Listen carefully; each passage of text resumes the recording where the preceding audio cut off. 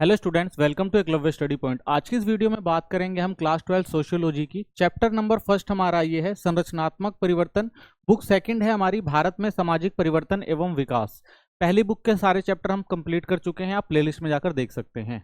Telegram channel जरूर join कर लें जो क्लास 12 ईएसपी न्यू ग्रुप नाम से है। यहाँ पर आपको सारे पीडीएफ नोट्स प्रोवाइड करवा दिए जाएंगे। साथ ही आप हमें इंस्टाग्राम पे फॉलो कर सकते हैं, हमारा यूजर आईडी है एकलव्य स्टडी पॉइंट। तो जो भी आपके क्वेश्चन है आप हमसे यहाँ पर पूछ सकते हैं। आप हमारी वेबसाइट जरूर विजिट करें, eklavyastudypoint.com है। यहाँ पर आपको पहले से chapter wise theory note, MCQ question, short long question, ये सारी चीजें पहले से प्रोवाइड कराई जा चुकी हैं।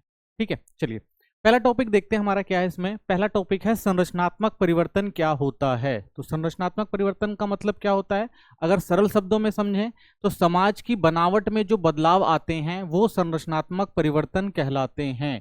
यानी एक जो समाज होता है वो सदियों से एक ही तरह से चला आ रहा होता है, लेकिन धीरे धीरे क्या होता है उसमें कुछ बदलाव देखने को मिलते हैं, और इन्हीं बदलाव को क्या कहा जाता है, संरचनात्मक परिवर्तन कहा जाता है। यानी समाज जैसा चलता था उसमें गहराई से बदलाव आता है, जैसे परिवार क्षेत्र में, शिक्षा के क्षेत्र में, राजनीति या आर्थिक प्रणाली में। तो ये सारे क्या होते हैं, इन क्षेत्रों में जब बदलाव आता है तो इन्हें हम क्या कहते हैं कि जो समाज पहले चला रहा था उस समाज में कुछ बदलाव आया है, और ये जो बदलाव है वो किसके आधार पर है, संरचना के आधार पर है। तो इसीलिए इसे क्या कह दिया जाता है, समाज के संरचनात्मक परिवर्तन।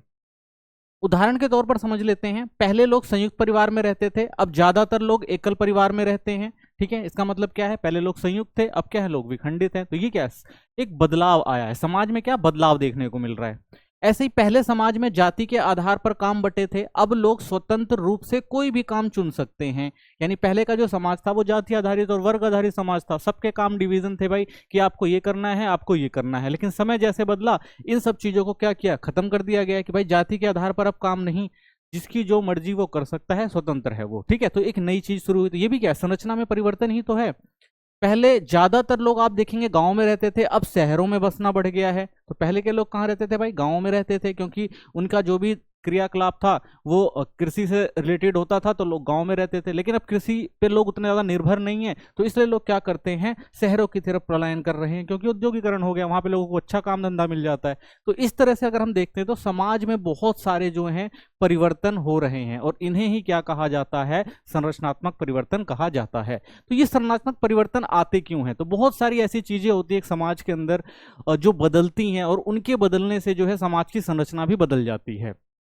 जैसे भारत की बात करते हैं, भारत में जो संरचनात्मक परिवर्तन आए वो किन कारणों से आए। तो भारत में संरचनात्मक परिवर्तन आने का सबसे महत्वपूर्ण कारण रहा औपनिवेशवाद। ठीक है, यानी दूसरे देश के लोग भारत में आए, उन्होंने क्या किया, यहाँ पर शासन किया, और उनके शासन के हिसाब से जिस तरह से उन्होंने शासन चलाया उस तरह से हमारे समाज में भी जो आपको परिवर्तन देखने को मिलते हैं।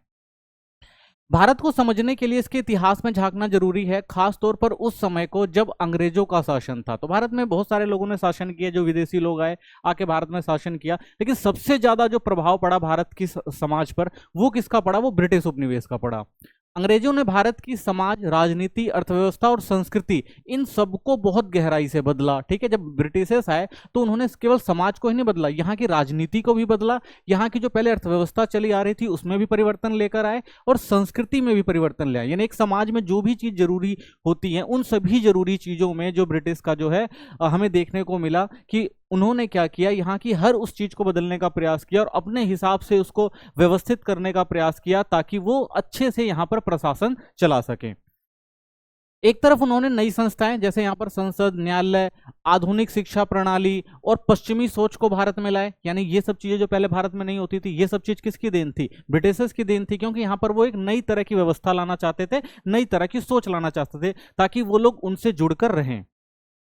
लेकिन दूसरी तरफ उनके राज ने बहुत से विरोध, संघर्ष और भेदभाव को भी जन्म दिया। तो हम ये देखते हैं कि भाई जो अंग्रेज थे उन्होंने यहाँ पर शोषण किया, यहाँ के लोगों का इस्तेमाल किया, और इसके लिए क्या हुआ, लोगों में विरोध उत्पन्न हुआ, लोगों ने संघर्ष किया, और क्योंकि ब्रिटिशर्स थे वो अपना फायदा चाहते थे तो लोगों ने इस भेदभाव को भी समझा। तो इसलिए ये लोग क्या हुए, हमेशा यहाँ की जो जनता थी वो ब्रिटिशर्स के खिलाफ रही, और एक टाइम ऐसा भी आया कि जितने भी लोग थे उन्होंने स्वतंत्रता का आंदोलन भी छेड़ दिया कि भाई हम लोग जो है इस चीजों को फॉलो नहीं कर सकते जो ब्रिटिश द्वारा बनाई गई हैं। आज भी उनके शासन के असर हम अपनी रोजमर्रा की जिंदगी में भी देख सकते हैं। यानी जो ब्रिटिश का शासन रहा, आज भी हम जो है उनकी बहुत सारी बनाई गई जो नीतियां हैं फॉलो करते हैं। इतना गहरा प्रभाव रहा हमारे समाज के ऊपर उपनिवेशवाद का, या यूं कह सकते हैं ब्रिटिश शासन का। जैसे अंग्रेजी भाषा का रोजमर्रा के जीवन और शिक्षा में इस्तेमाल, यानी अंग्रेजी भाषा जो महत्वपूर्ण बन चुकी है भारत के अंदर, हर जगह आपको देखने को मिलेगी, यहाँ तक कि आम बोलचाल में भी आप देख सकते हैं अंग्रेजी का उपयोग होता है। टाई और सूट जैसी औपचारिक पोशाक को सभ्यता का प्रतीक माना गया। आपको पता है आज भी आप ये सब चीज अपने समाज में महसूस करते होंगे, जो टाई और सूट पहनता है इसका लगता है भाई बहुत ज्यादा अच्छा व्यक्ति है वो, ठीक है ना, बहुत ज्यादा सम्मानित व्यक्ति है। तो ये क्या है, ये औपचारिक पोशाक बनी जो सभ्यता का प्रतीक माने जाने लगी। और देखें तो सड़क के बाईं ओर चलने के नियम जो ब्रिटिश नियमों से ही आए हैं, कि जो आज हम देखते हैं कि लोग सड़क के बाईं ओर चलते हैं, ये भी क्या ब्रिटिश का ही तो रूल था, उसको हम आज तक फॉलो कर रहे हैं। तो ये सारे असर हमें देखने को मिलते हैं उपनिवेशवाद के भारत के समाज पर। आइए अब समझते हैं कि उपनिवेशवाद क्या है। उपनिवेशवाद जब एक मजबूत देश किसी कमजोर देश पर कब्जा करके वहां की सत्ता, संसाधनों और नीतियों पर नियंत्रण कर लेता है, तो उसे ही क्या कहा जाता है, उपनिवेशवाद कहा जाता है। यानी कि कोई भी एक शक्तिशाली देश है, उसने देखा भाई कोई भी एक कमजोर देश है जहां पर आसानी से कब्जा किया जा सकता है, तो वो क्या करता है, उस देश के अंदर जाता है और धीरे धीरे व्यापार या किसी और के माध्यम से, और फिर क्या करता है, धीरे धीरे वहां पर अपनी सत्ता को बढ़ाने लग जाता है। और एक टाइम ऐसा आता है कि पूरा का पूरा जो होता है उस देश को वो कंट्रोल कर लेता है या उस पर नियंत्रण स्थापित कर लेता है। और मेन कारण क्या होता है, वो क्या करना चाहता है, वो अपनी सत्ता को वहां पर स्थापित करना चाहता है, वहां पर जो भी संसाधन है उनके इस्तेमाल करना चाहता है और अपने अनुसार वहां पर नीतियों को जो है वो लागू करवाना चाहता है। तो ब्रिटिश जो भारत में आए थे, तो उन्होंने भी पहले क्या किया, पहले वो व्यापारी के रूप में भारत में आए, लेकिन फिर बाद में क्या किया, उन्होंने धीरे धीरे पूरा औपनिवेशीकरण कर लिया, किसका, भारत का। तो भारत पर उपनिवेशवाद का प्रभाव क्या पड़ा, तो भारत पर कई तरह के शासक रहे हैं, लेकिन ब्रिटिश उपनिवेशवाद का असर सबसे गहरा और लंबे समय तक रहा। तो भारत में बहुत सारे बाहरी आक्रमण हुए, बहुत सारे बाहरी लोग आए भारत में, यहाँ पर शासन भी चलाया, लेकिन जो ब्रिटिश प्रशासन रहा उसका जो असर रहा है वो बहुत लंबे समय तक देखा गया और बहुत गहराई तक रहा। क्योंकि अंग्रेजों के शासन ने भारत की राजनीतिक, अर्थव्यवस्था, समाज, शिक्षा, संस्कृति, इन सभी क्षेत्रों को पूरी तरह से बदलकर रख दिया। यानी कि ब्रिटिश ने भारत की हर उस चीज में हस्तक्षेप किया जो एक समाज के लिए जरूरी होती है।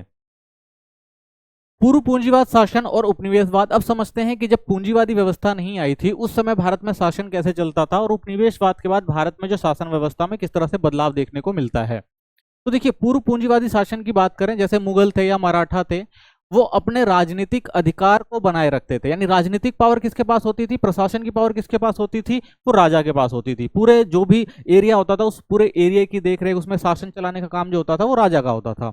लेकिन वे आर्थिक ढांचे में ज्यादा हस्तक्षेप नहीं करते थे। जैसे किसान हो गए, कारीगर हो गए, व्यापारी हो गए, वो अपने पारंपरिक ढंग से काम करते थे, उनके काम में कोई हस्तक्षेप नहीं किया जाता था, कोई उनके लिए नीति नहीं बनाई जाती कि भाई आपको ये नहीं करना, ये करना है। वो सब जो होता था वो अपने पारंपरिक ढंग से करते थे। बस राजा क्या किया करता था, वो टैक्स लिया करता था, ठीक है। तो ये व्यवस्था जो पहले भारत में चलती थी। लेकिन जब ब्रिटिश आए तो क्या हुआ, ब्रिटिश उपनिवेशवाद ने भारत की आर्थिक प्रणाली में गहराई से हस्तक्षेप किया।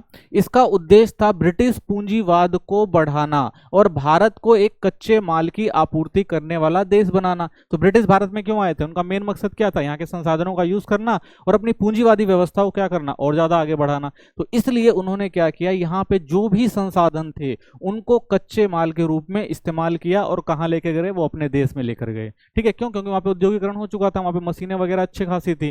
तो ये लोग क्या करते थे, यहाँ से संसाधन लेकर जाते थे, वहां पे बना सामान बनाते थे और बना हुआ सामान लाके कहां पर, भारत में बेचते थे। तो इससे क्या होता था, मुनाफा ज्यादा होता था, ठीक है। तो ये नीति रही ब्रिटिश उपनिवेशवाद की। तो ब्रिटिश काल में प्रमुख बदलाव क्या देखने को मिले हमें, सबसे पहले भूमि स्वामित्व में बदलाव देखने को मिला। जमींदारी और रैयतवाड़ी प्रथा लागू होने से किसानों पर भारी बोझ पड़ा और वो कर्जदार हो गए। तो जमींदारी व्यवस्था आई, रैयतवाड़ी व्यवस्था आई, जिसपे इतने ज्यादा हैवी टैक्स लगाए गए कि उस समय उतना उत्पादन हो नहीं पाता था। तो जो किसान थे वो टैक्स दे नहीं पाते थे। तो इससे क्या होता था, वो क्या होता था, धीरे धीरे उनके ऊपर कर्ज बढ़ता जाता था, क्योंकि टैक्स वगैरह देने के लिए उन्हें क्या करना पड़ता था, या अपनी जो भी खेती करनी पड़ती थी उसके लिए कर्ज लेना पड़ता था। तो इसके लिए क्या हुआ, धीरे धीरे किसान जो थे वो कर्जदार होते चले गए। उत्पादन प्रणाली में बदलाव, घरेलू उद्योग खत्म कराए गए और किसानों से ब्रिटिश मिलों के लिए कपास, नील, चाय जैसी फसलें उगाई गई, ठीक है। तो क्या किया गया भाई, यहाँ पे जो भी हमारे यहाँ हथकरघा या जो भी लघु उद्योग होता था उनको ब्रिटिशर्स ने क्या किया, खत्म कराया कि भाई आप ये सब काम मत करो, आपको क्या करना है, इस जो भी चीजें हैं वो कच्चे माल के रूप में आप उनका उत्पादन करो और हमें दो, और हम क्या करेंगे, इनको ले जाके मशीनों में अच्छे से बनाकर यहाँ पर वापस लाएंगे। ठीक है, तो इस तरह से उन्होंने काम किया। और क्या किया, यहाँ की फसलों का इस्तेमाल अपने लिए कच्चे माल के रूप में किया। ठीक है, और यहाँ क्या बना दिया, यहाँ के लोगों को सिर्फ कच्चे माल के उत्पादनकर्ता के रूप में यहाँ पे लोगों से काम लिया गया।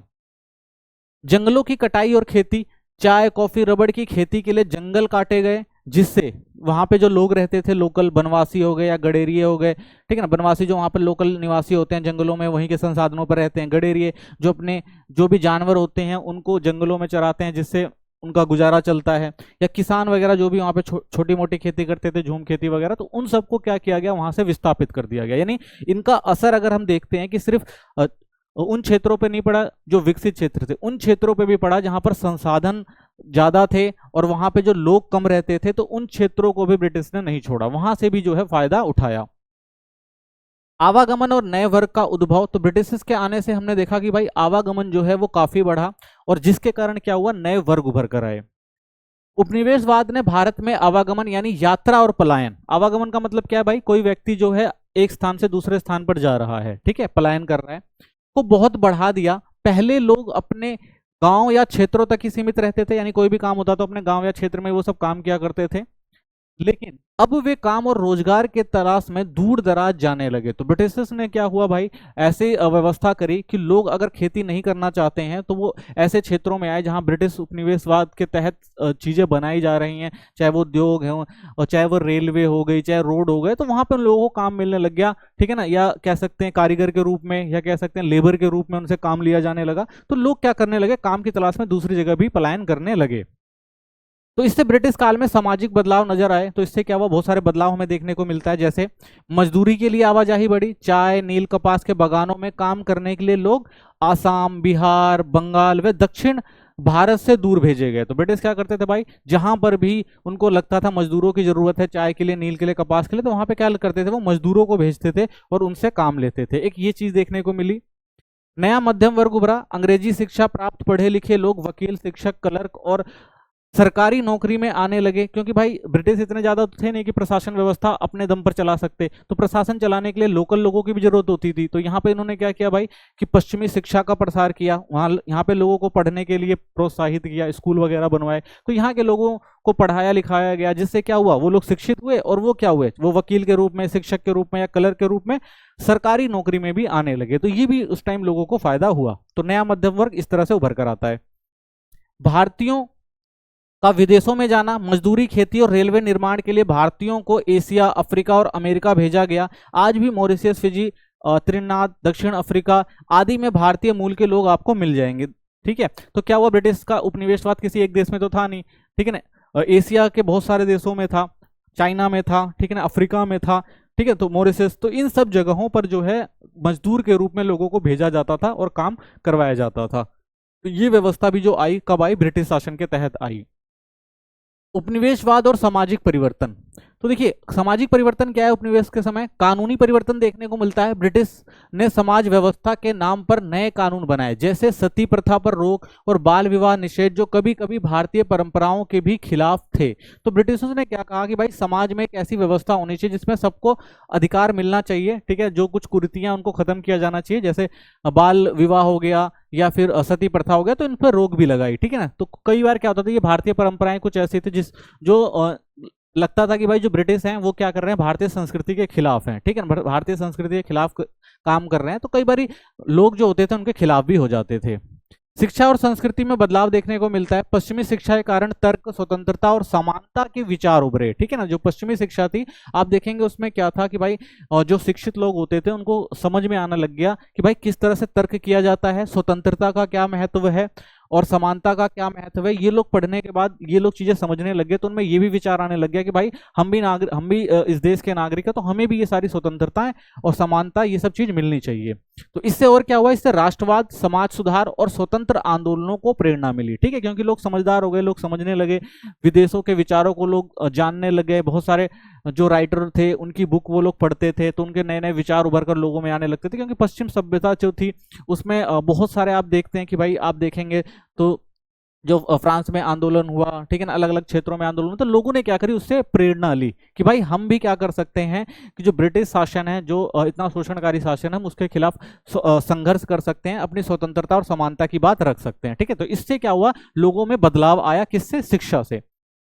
औद्योगिकरण और नगरीकरण, रेलवे, फैक्ट्रियां और शहरों के निर्माण से भारत में नगरीकरण बढ़ा, ये चीज देखने को मिलती है हमें। और नया मजदूर, व्यापारी और नौकरशाही पेशा वर्ग जो उभर कर इस टाइम देखने को मिलता है। तो औद्योगिकरण हुआ और नगरीकरण भी हुआ इसी टाइम में, ठीक है, क्योंकि रेलवे हो गए, फैक्ट्री और शहरों का बहुत सारा निर्माण कराया गया था उस टाइम, ब्रिटिश पीरियड के टाइम। तो औद्योगिकरण, नगरीकरण भी यहीं से हम देखते हैं शुरुआत होती है भारत के अंदर।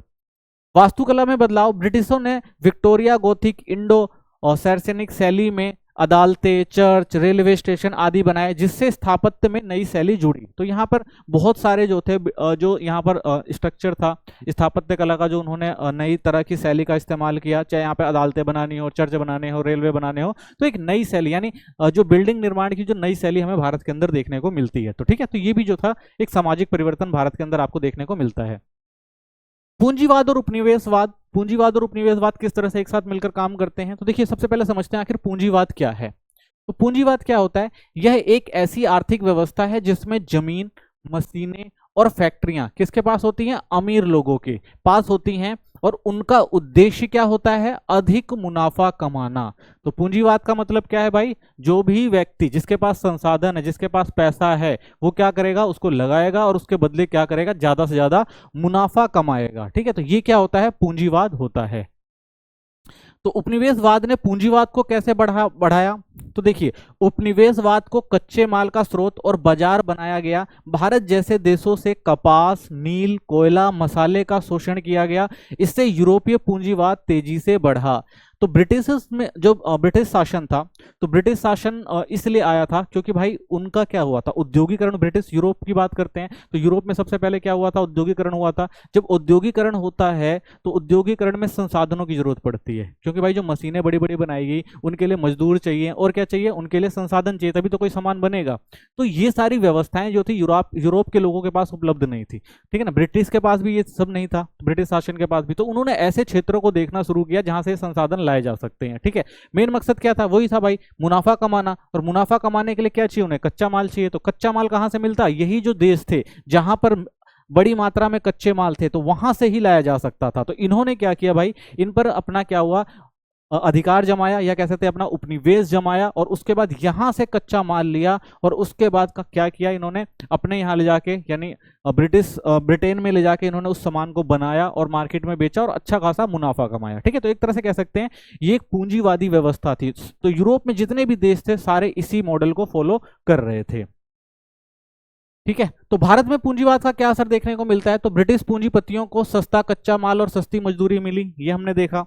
और रेलवे, फैक्ट्री, बैंकिंग आदि मुनाफे के लिए बनाए गए, भारत की सेवा के लिए थोड़ा ना बनाए गए थे। तो ये सारी चीजें क्यों बना रहे थे, ताकि रेलवे बनाई जा रही थी, फैक्ट्रियां बनाई जा रही थी, ताकि यहाँ से जो संसाधन है उनको आसानी से कहाँ पहुंचाया जा सके, ब्रिटेन पहुंचाया जा सके। तो ये सारी चीजें जो बनाई गई थी इसीलिए बनाई गई थी। जो भी इंफ्रास्ट्रक्चर डेवलपमेंट किया गया, जो भी आधारभूत संरचनाएं भारत के अंदर बनाई गई, उनका भी मेन मकसद क्या था, वो मुनाफा कमाना ही था। वो भारत की सेवा थोड़ा ना कर रहे थे।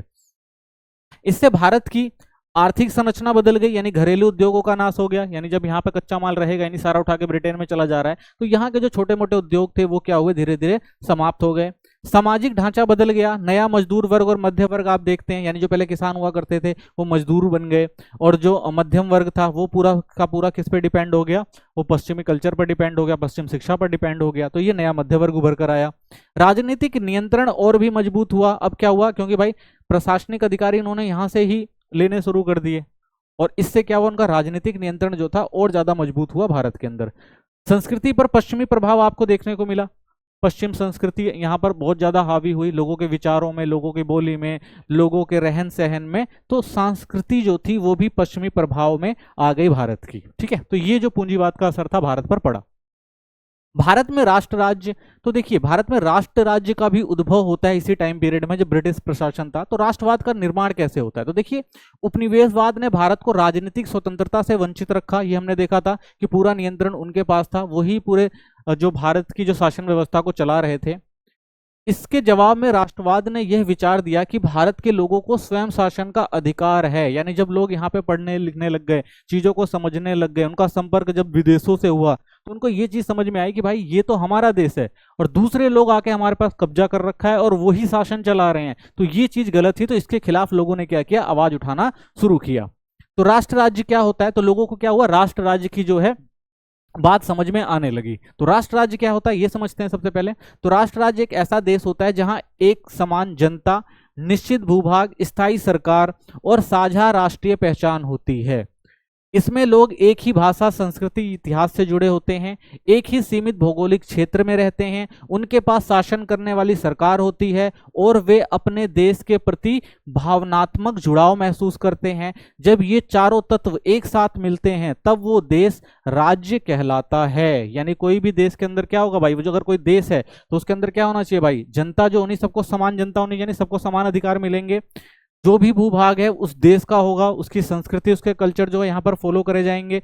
उनकी सरकार होगी, स्थायी सरकार, जो उन लोगों के लिए काम करेगी, साझा जो राष्ट्रीय पहचान देगी। तो ये सारी चीजें जो एक राष्ट्र राज्य में होती है। लेकिन जो औपनिवेशिक शासन में ऐसा कुछ देखने को मिला नहीं। तो लोगों को लगा भाई कि एक तो हमारा देश है, ये बाहरी लोग हैं और हमें ही हमारे देश में इन्होंने क्या कर रखा है, गुलाम बना रखा है। तो इसलिए क्या हुआ, लोगों के अंदर राष्ट्र राज्य की जो विचारधारा वो उभर कर आई कि भाई हम ये चीज नहीं सहेंगे, ये हमारा देश है, हमें भी समानता, स्वतंत्रता और प्रशासनिकता में अधिकार चाहिए। तो इसके लिए लोगों ने क्या किया, संघर्ष करना शुरू किया। ठीक है, चलिए राष्ट्रवाद का प्रभाव क्या पड़ा। भारत के लोगों को संप्रभु घोषित किया गया कि भाई लोगों ने कहा हम संप्रभु हैं, हम किसी के गुलाम नहीं रहेंगे। ठीक है ना, हमें भी क्या है, अधिकार चाहिए। स्वराज को जन्मसिद्ध अधिकार माना गया कि भाई जो स्वराज है वो हमारा जन्मसिद्ध अधिकार है, क्योंकि हम इस देश के निवासी, यहीं पे पैदा हुए हैं। आप लोग विदेशी हो, आप लोग बाहर से आए हो, तो हमें भी क्या है, स्वतंत्रता मिलनी चाहिए। स्वराज हमारा जो है वो जन्मसिद्ध अधिकार है।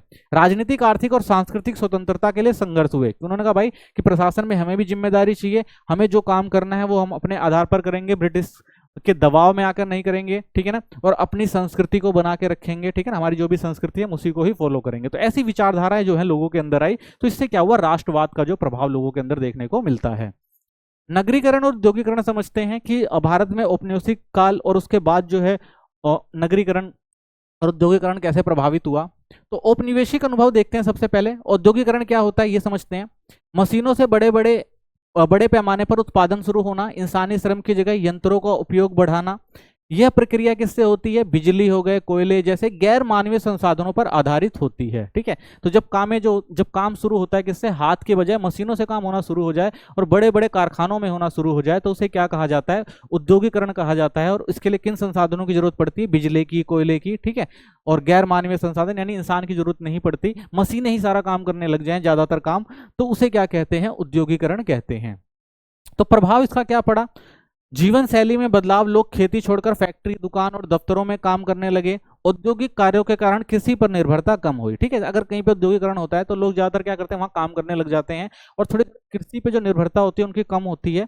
तो वहां पर जहां पर भी फैक्ट्री लगेंगी तो लोग फैक्ट्री में काम करना शुरू करेंगे, तो लोग वहां पे काम करना शुरू करेंगे, रहना शुरू करेंगे, तो आसपास दुकानें बनेंगी, दफ्तर बनेंगे, तो इन सब जगहों पर भी काम की मांग बढ़ेगी, लोग यहाँ पर भी काम करेंगे। तो इस तरह से देखा जाए तो जीवन शैली में बदलाव होता है, लोग उद्योगीकरण के कारण नई चीजें करना शुरू करते हैं। उद्योगों के कारण गांवों में शहरों की ओर पलायन हुआ, नए शहर बसे, पुराने शहर बड़े हुए और शहरीकरण के चलते नगरीय विस्तार हुआ। अब क्या होगा भाई कि जो औद्योगिकरण होता है वो ऐसी जगहों पर होता है कि जहां पर संसाधन उपलब्ध होते हैं, तो धीरे धीरे वो क्षेत्र क्या होता है, शहर बनने लग जाते हैं, तो और लोग वहां पर जाते हैं, तो धीरे धीरे और बड़े शहर होते हैं। ठीक है, तो धीरे धीरे क्या होता है, जो पुराने गांव और नगर होते हैं वो विकसित होकर क्या बन जाते हैं, शहर बन जाते हैं। ठीक है ना, और वहां पर जो क्रियाकलाप होते हैं वो भी क्या होते हैं, शहरों के आधार पर ही होते हैं, तो उसे क्या कहा जाता है, शहरीकरण कहा जाता है। सबसे पहले औद्योगिकरण ब्रिटेन में हुआ, जहां ग्रामीण से शहरी समाज की ओर परिवर्तन हुआ। तो सबसे पहला हम देखते हैं जो परिवर्तन हुआ था वो ब्रिटेन में हुआ था, जब लोग गांव से निकलकर कहां पर आए, शहरों में आए और शहरी क्रियाकलाप करने लगे। लोग पारंपरिक खेती छोड़कर औद्योगिक व शहरी जीवन की ओर बढ़ गए। ठीक है, तो सबसे पहले हमें ब्रिटेन में देखने को मिलता है और उसके बाद धीरे धीरे अन्य जगहों पर भी इसकी शुरुआत होती है। तो भारत में भी ये चीज देखने को मिली। ब्रिटेन का औद्योगिकरण और भारत पर क्या प्रभाव पड़ा, यानी जब ब्रिटेन में औद्योगिकरण हुआ तो उसका प्रभाव भारत पर क्या पड़ता है। ब्रिटेन में शहरीकरण तेज हुआ। 1800 में केवल 20% लोग शहरों में रहते थे, जो 1900 तक 74% हो गए, यानी लंदन दुनिया का सबसे बड़ा आर्थिक केंद्र बन गया। ठीक है, तो ऐसे बदलाव क्यों होते हैं? जहां पर अर्थव्यवस्था तेजी से विकसित हो रही होती है तो लोग क्या करते हैं, वहां प्लान करते हैं। तो आप देख सकते हैं जहां 1800 में सिर्फ 20% लोग थे, वहीं 1900 में आपको देखने को मिलता है 74%, यानी इतनी तेजी से जो है शहरों का विस्तार हुआ।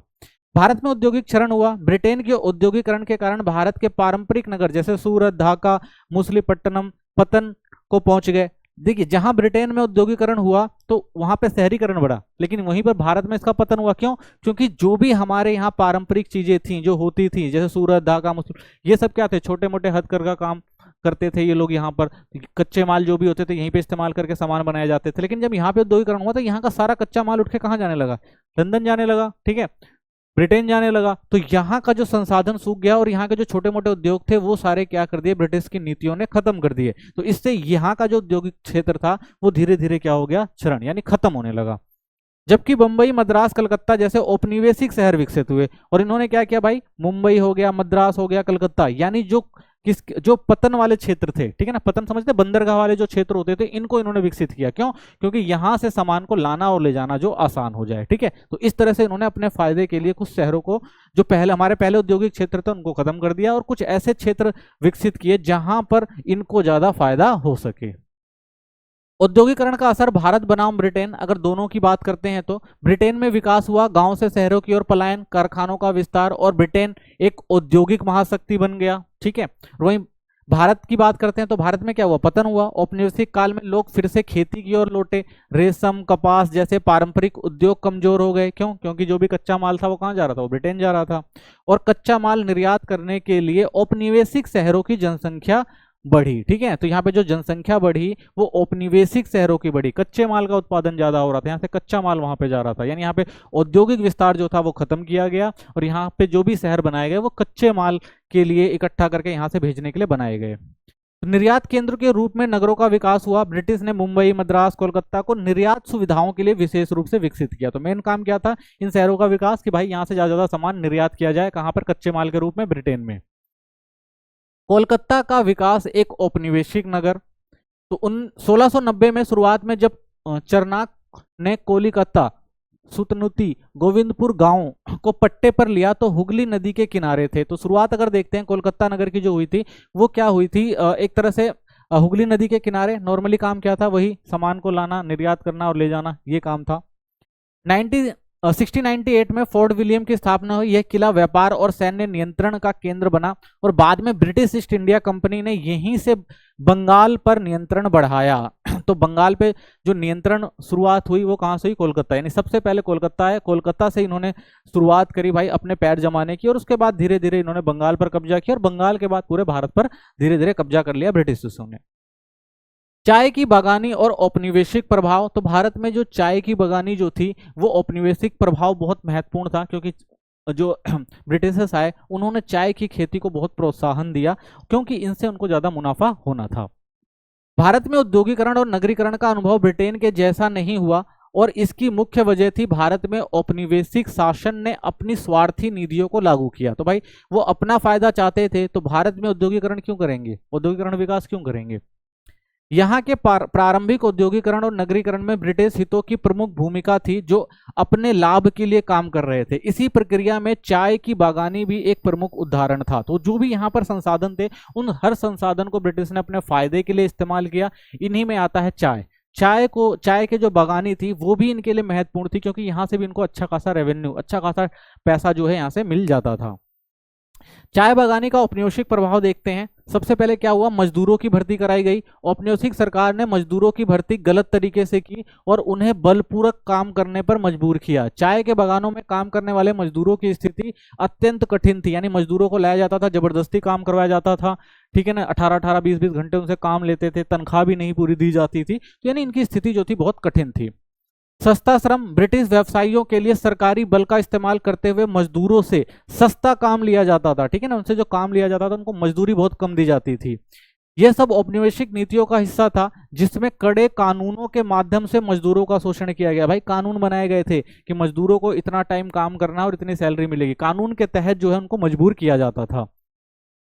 मजदूरों पर दबाव डाला जाता था। औपनिवेशिक प्रशासन ये मानते थे कि मजदूरों पर कड़ा दबाव डालने से उन्हें फायदा होगा। जानते थे कि ब्रिटेन के लोकतांत्रिक कानून भारत में लागू नहीं होते थे और भारत में भ्रष्ट और भेदभावपूर्ण कानून को लागू करवाना बहुत आसान था। तो उन्होंने जो भी काम करने की नीतियां बनाई थी वो अपने हिसाब से उसको यहाँ पे चलाते थे। तो ब्रिटेन में जो कानून था वो यहाँ तो फॉलो होता नहीं था, तो उन्होंने अपने हिसाब से कानून बनाया और अपने हिसाब से क्या किया, यहाँ पर जो भी व्यवस्था थी उनको अपनाया और यहाँ पे मजदूरों का जो है वो शोषण किया। जितने मर्जी घंटे काम कराया, जितने मर्जी मजदूरी दे दी। तो ये एक तरह से ये सब किस लिए किया जा रहा था, ये सब ब्रिटिश जो भी थे वो अपने फायदे के लिए कर रहे थे, ज्यादा रेवेन्यू कमाने के लिए, वो ज्यादा से ज्यादा पैसा कमाना चाहते थे और यहाँ के लोगों का क्या करना चाहते थे, वो सिर्फ शोषण करना चाहते थे।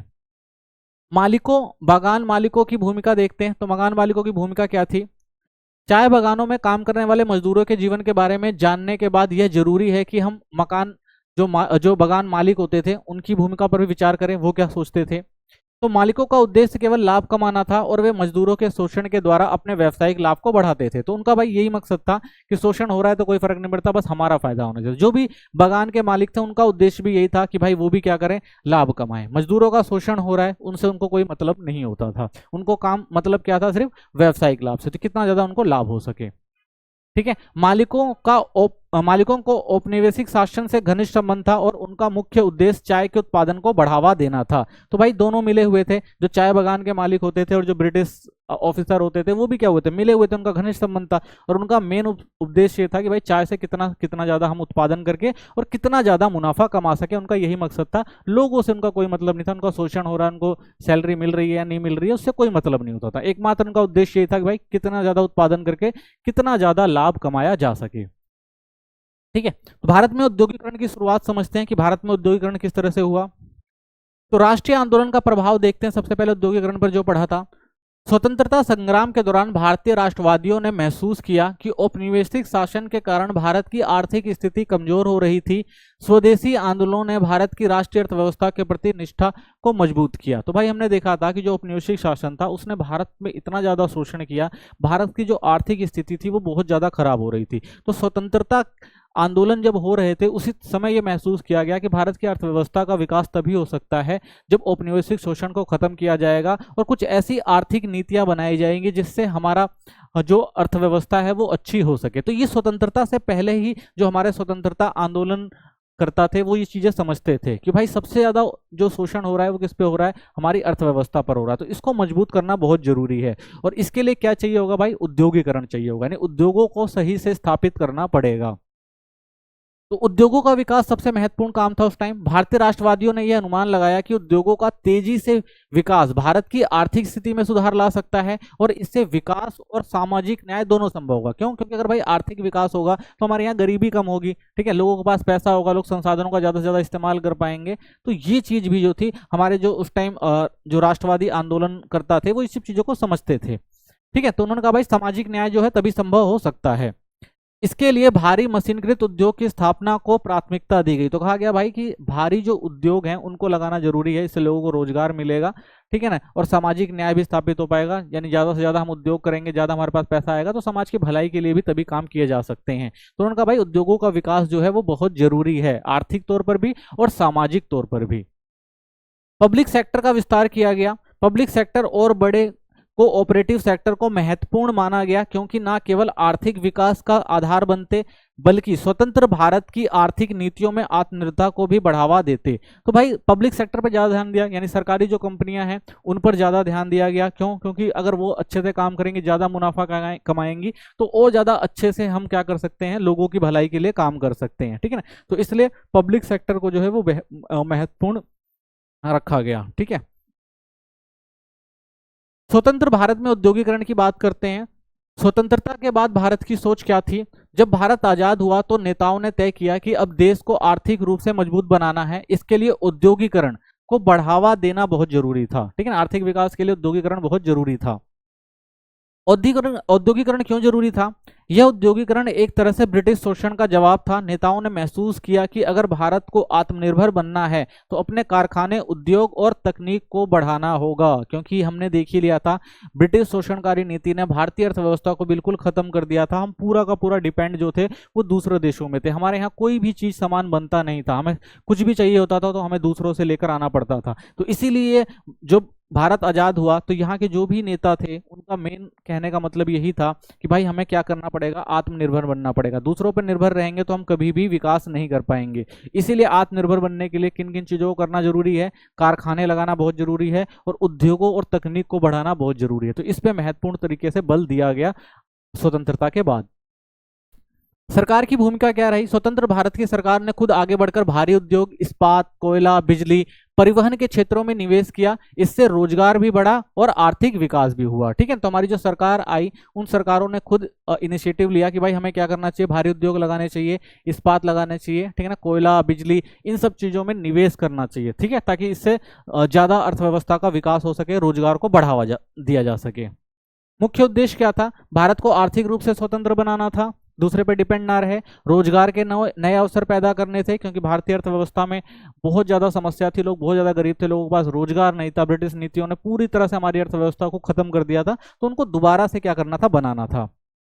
गरीबों को कम करना और भारत को एक आधुनिक राष्ट्र बनाना। तो गरीबी को कम करना था भाई, तो गरीबी सबसे बड़ी समस्या थी यहाँ पे, तो गरीबी को कम करना था और भारत को क्या करना था, एक आधुनिक राष्ट्र बनाना था। तो इन सब नीतियों को बनाया गया ताकि भारत को फिर से डेवलप किया जा सके। जो ब्रिटिशों ने भारतीय अर्थव्यवस्था का शोषण किया है, जो भारतीय अर्थव्यवस्था बहुत पिछड़ चुकी है, उसको फिर से खड़ा करना है, तो कुछ महत्वपूर्ण नीतियां बनानी पड़ेंगी। तो इस तरह से सरकार ने अपनी भूमिका को भी जो है स्पष्ट किया। स्वतंत्र भारत में नगरीकरण, नगरीकरण देखते हैं कैसा रहा भारत में। स्वतंत्र भारत में नगरीकरण की बात करते हैं तो भारत में नगरीकरण की प्रक्रिया स्वतंत्रता प्राप्ति के बाद तीव्र गति से बढ़ी है और ये 21वीं शताब्दी में और भी अधिक तेजी से हो रही है। तो भाई जब भारत आजाद हुआ तो उसके बाद देखते हैं कि हमारे यहाँ जो नगरीकरण था, जो शहरीकरण था, वो क्या हुआ, तीव्र गति से बढ़ा और 21वीं शताब्दी में तो और तेजी से बढ़ा है ये। भूमंडलीकरण ने इस प्रक्रिया को और भी प्रेरित किया है, जिससे शहरी क्षेत्रों में तेज बदलाव आए हैं। भूमंडलीकरण यानी वैश्वीकरण के कारण क्या हुआ है, एक देश की अर्थव्यवस्था दूसरे देश की अर्थव्यवस्था से जुड़ी है, तो भूमंडलीकरण ने भी बहुत महत्वपूर्ण भूमिका निभाई है। बहुत सारी जो अंतर्राष्ट्रीय कंपनियां हैं वो भारत के अंदर आई हैं और उन्होंने यहाँ पर क्या किया है, काम करना शुरू किया। तो इससे भारत को भी क्या हुआ है, फायदा मिला हुआ है और बहुत सारे क्षेत्र जो हैं वो विकसित हुए हैं। भारत सरकार की स्मार्ट सिटी योजना इस प्रक्रिया को और तेज करने में मदद करती है। तो भारत ने एक स्मार्ट सिटी योजना बनाई थी जिसके तहत जो है शहरों का विकास करना था, तो ज्यादा से ज्यादा आधुनिक सुविधाएं वहां पर उपलब्ध करवानी थी। तो इसके लिए भारत ने भी एक प्रयास किया था। ठीक है, तो इसने भी जो है शहरों को काफी तेजी से बढ़ाया। समाजशास्त्री MS राव ने भारत में नगरीकरण के 3 प्रकार बताए हैं। तो MS राव जो हैं वो शहरीकरण को 3 तरह से बताते हैं जो भारत में आया। सबसे पहले प्रवासी गांवों पर नगरीकरण का प्रभाव।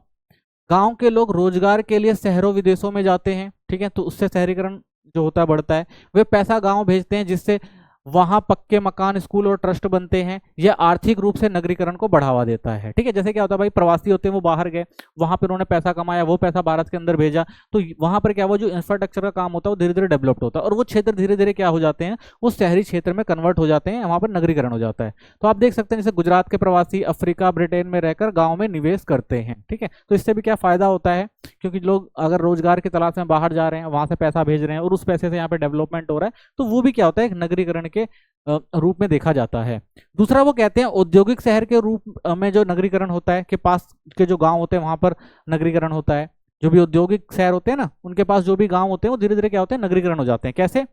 औद्योगिक विकास से गांव की जमीन अधिग्रहण होती है, यानी जब औद्योगिक किसी क्षेत्र का विकास होता है तो जो भी गांव क्षेत्र की जमीन होती है उसको ले लिया जाता है सरकार के द्वारा। मकानों और बाजारों की मांग बढ़ती है। क्यों? क्योंकि वहां पे भाई औद्योगिकरण हो रहा है, तो लोग काम वाम वहां पे करने आएंगे। जब लोग काम करने आएंगे तो वहां पर क्या होगा, मकानों और बाजारों की मांग बढ़ेगी।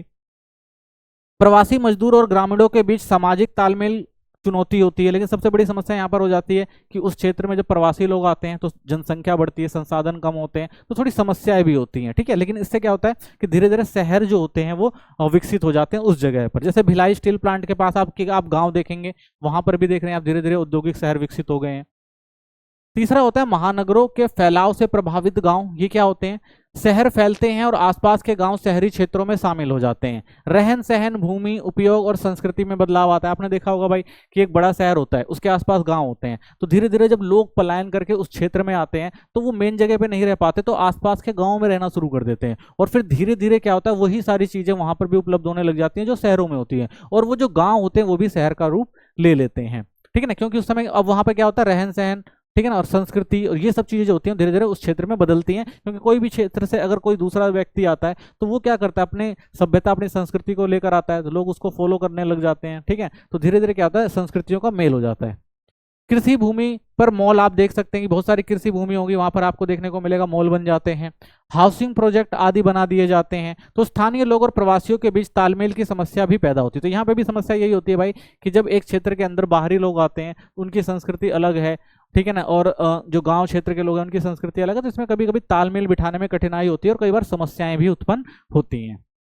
ठीक है, नगरीकरण प्रक्रिया की शुरुआत, तो नगरीकरण की प्रक्रिया की हम शुरुआत देखते हैं, ये दे रखा है हमें कि भाई भारत में नगरीय जो किस तरह से बढ़ा है कि नगरीय जनसंख्या। तो देखिए 1951 में नगरीकरण, स्वतंत्रता के बाद 1951 में भारत की जनसंख्या का 17.29% यानी 62.44 मिलियन लोग 2843 कस्बे में रहते थे। ठीक है, ये पहले की बात है, 1951 की बात है। ठीक है, आप देख सकते हैं ये रहा। ठीक है, और फिर धीरे धीरे आप देख रहे हैं 71, 81, 91, ठीक है ना, और उसके बाद 2001, 2011, तो धीरे धीरे क्या देख रहे हैं आप, जनसंख्या जो है वो धीरे धीरे नगरों की क्या हो रही है, वो बढ़ रही है। 2011 में नगरीकरण, 2011 में यह प्रतिशत 31.16 हो गया है, यानी 377.12 मिलियन लोग 7,935 कस्बों में रहते हैं। यह निरंतर बढ़ती नगरीय जनसंख्या और कस्बों की संख्या को दर्शाता है। तो देख रहे हैं आप किस तरह से जनसंख्या बढ़ रही है। जहां 1951 में 17.2% थे, वहीं अगर हम देखते हैं तो 31.16%। जहां पहले हम देखते थे भाई कि जो जनसंख्या का जो था, जो जनसंख्या थी वो 62.44 मिलियन थी, वहीं अगर आज हम देखते हैं तो कितनी हो गई है, 377.10 मिलियन जो है लोग रह रहे हैं। पहले जो कस्बे हुआ करते थे वो कितने थे, सिर्फ 2843 थे, और अब हम देखते हैं तो 7935, यानी धीरे धीरे देख रहे हैं कि जो जनसंख्या है, नगरीय जनसंख्या, उसका विस्तार जो है वो काफी तेजी से बढ़ा है। नगरीय जनसंख्या में बदलाव अगर अब देखते हैं तो किस तरह से बदलाव देखने को मिलता है, तो 1951 से 2001 तक नगरीय जनसंख्या में लगातार वृद्धि देखने को मिली है। ठीक है, 1981 से 2001 में नगरीय जनसंख्या की 10 के वृद्धि दर में गिरावट आई है, लेकिन 2000 में इसमें मामूली वृद्धि देखी गई है। ठीक है ना, तो पहले देख रहे थे बढ़ रहा था, उसके बाद हल्की से हमें कुछ आर्थिक समस्या आती हैं तो वो गिरता है। ठीक है, लेकिन फिर उसके बाद हम देखते हैं धीरे धीरे क्या होती है, वो बढ़ जाती है।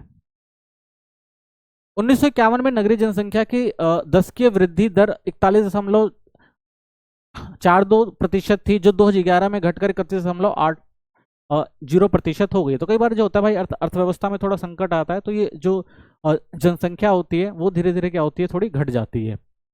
नगरीकरण की प्रवृत्तियां देखते हैं तो पहली बार 1951 के बाद नगरीय क्षेत्रों की जनसंख्या में ग्रामीण क्षेत्रों की तुलना में अधिक वृद्धि हो गई, देखी गई। यह गिरती हुई ग्रामीण वृद्धि और नगरीय वृद्धि दर के समान होने के कारण हुई है। तो कई बार हम देखते हैं भाई कि कुछ क्षेत्र होते हैं जो नगरीय क्षेत्रों की जनसंख्या होती है वो ग्रामीण क्षेत्रों की तुलना में अधिक वृद्धि हो जाती है। तो इसका मेन कारण ही होता है भाई कि जो नगरीय क्षेत्र होते हैं वहां पर संसाधन ज्यादा होते हैं, बेसिक सुविधाएं ज्यादा अच्छे से मिलती हैं, तो इसलिए लोग क्या करते हैं, वहां पर ज्यादा तेजी से पलायन करते हैं। ठीक है, और यह गिरती हुई ग्रामीण वृद्धि दर और नगरीय वृद्धि दर के समान होने के कारण हुआ है। तो इसका मेन यही कारण है भाई कि क्या होता है, कई बार जनसंख्या जो किसी क्षेत्र में ज्यादा हो जाती है तो उस क्षेत्र की जो जनसंख्या होता है वो दूसरे क्षेत्र में चली जाती है, तो उस क्षेत्र की जनसंख्या कम हो जाती है। ठीक है, तो ये चीज हमें देखने को मिलती है। ठीक है, तो इस तरह से हम कह सकते हैं कि जो नगरीकरण है वो धीरे धीरे बढ़ा ही है। ठीक है, तो थैंक्स फॉर वॉचिंग, चैप्टर यहीं पे खत्म होता है। मिलते हैं नेक्स्ट वीडियो में। चैनल को सब्सक्राइब कर दें, वीडियो को लाइक करें, अगर कोई कमेंट है तो जरूर करें। धन्यवाद।